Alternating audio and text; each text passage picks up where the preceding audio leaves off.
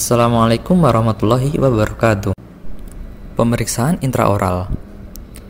Sebelum melakukan pemeriksaan intraoral, terlebih dahulu mengucapkan salam dan meminta izin kepada pasien. Kemudian mempersiapkan alat-alat yang digunakan, mengatur posisi pasien dengan benar, menggunakan APD berupa masker, mencuci tangan 6 langkah WHO, kemudian memakai handscoon. Memegang instrumen dengan benar.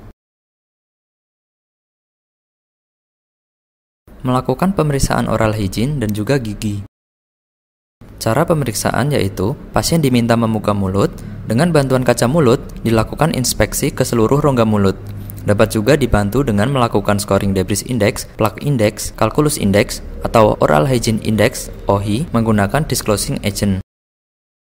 Pemeriksaan mukosa mulut. Cara pemeriksaannya, palpasi menggunakan ibu jari dan jari telunjuk pada mukosa labial dan menggunakan kaca mulut untuk meretraksi mukosa bukal. Kemudian dilihat gambaran normal atau patologis. Pemeriksaan gingiva. Cara pemeriksaannya, menggunakan kaca mulut untuk meretraksi bibir dan daerah gingiva dikeringkan dengan tampon untuk melihat bentuk stippling di attach gingival dan melihat secara keseluruhan warna daerah margin dan interdental papilla. Palpasi menggunakan jari telunjuk untuk mengetahui konsistensi gingiva, ada tidaknya tenderness, dan pembesaran patologis.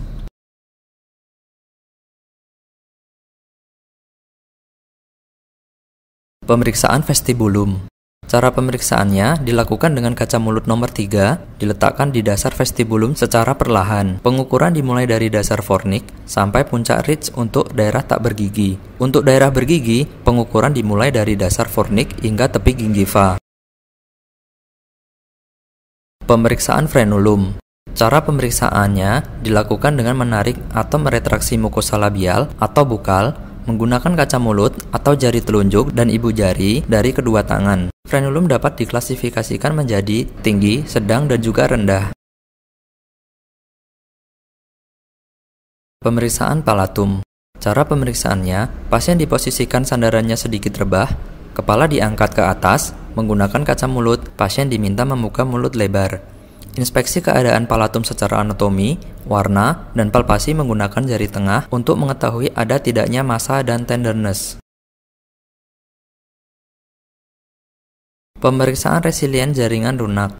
Cara pemeriksaannya dilihat dengan menggunakan burnisher, ditekan pada jaringan lunak pada palatum atau mukosa gingival. Jika resilience tinggi, maka tidak ada perubahan warna jaringan. Jika resilience rendah, maka akan terlihat warna pucat. Pemeriksaan lidah.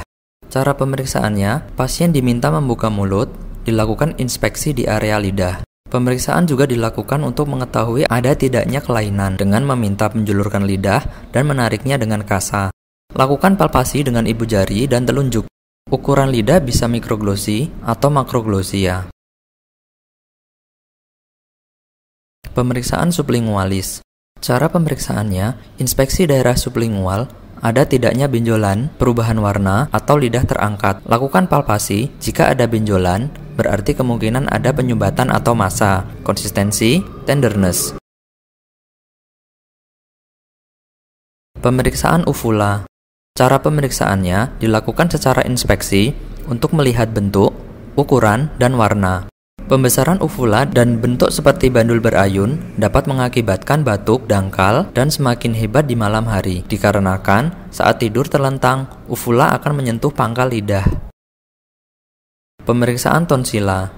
Pemeriksaan tonsil meliputi ada tidaknya pembesaran, tenderness, warna, dan mobilitas. Besarnya tonsil dapat dikategorikan T0, T1, T2, T3, dan T4. Pemeriksaan pembesaran tonsil dapat dilakukan dengan mulut dibuka lebar-lebar, lidah ditarik ke dalam, dilunakan, lidah ditekan ke bawah di bagian medial. Pasien diminta untuk bernafas. Lidah ditekan pada anterior tonsil hingga kelihatan pola bawah lidah.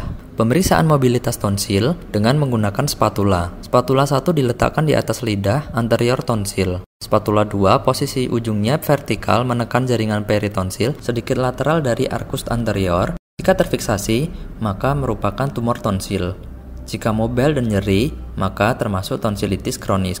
Patologi tonsil, terlihat semua merah, titik putih pada tonsil, berarti tonsilitis akut. Jika arkus anterior merah, maka tonsilitis kronik. Jika ada nyeri pada penekanan, berarti aftae. Demikian materi untuk pemeriksaan intraoral. Wassalamualaikum warahmatullahi wabarakatuh.